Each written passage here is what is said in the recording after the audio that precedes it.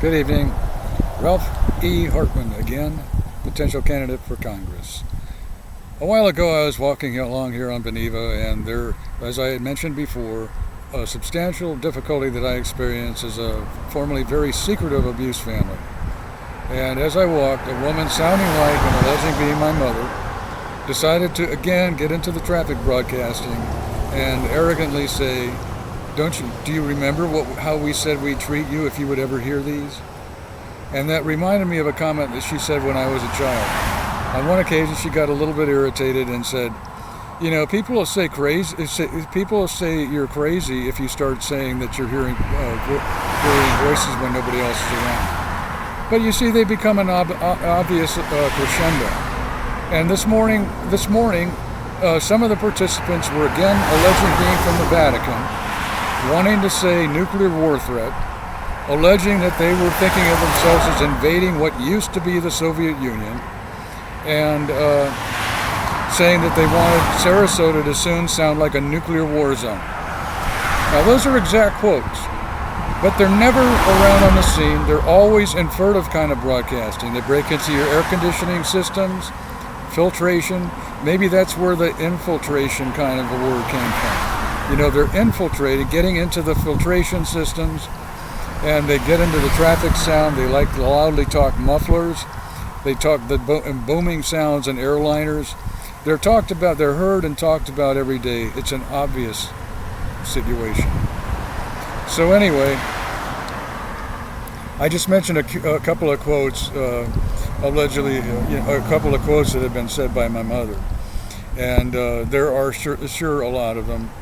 And but like I said earlier in life, they were very sneaky, very secretive. I didn't have a clue about them and didn't even wonder about them.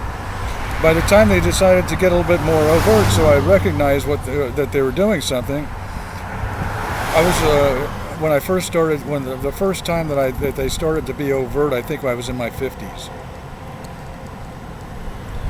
There was a time before then, though, back when I was in my 40s, where a man alleging being from the FBI got into the traffic confusion briefly, saying, "You're suffering from one of the worst forms of child abuse."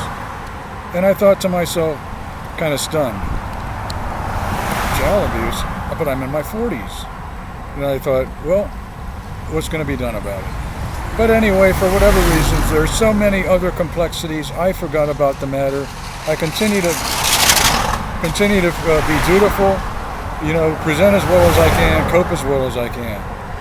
You know, so by the time I'm in my 60s, you know, I'm complaining about some individuals that themselves now are in their 80s. The former stepfather is 99. He's allegedly staged his death again. It's alleged that very early in life, he had done something in New York and had staged his death in New York before he moved to Florida. He staged his death. There was an obituary for William B. Love in the Bradenton Herald back in 2005. I think it was a few months after Ronald Reagan allegedly died. So anyway, you know, it's exasperating. So now I'm going to conclude this, because when I try to include too much in any one video, I just don't like to even review them. You know, too much. I can't put too much into one. I can't title it enough or whatever. Again, I'm really always hoping that all the people are safe. Republicans, Democrats, Republican, North, South, East, West. You know, for our nation being made more secure again, and hopefully resolving against the creepy recent World War threats.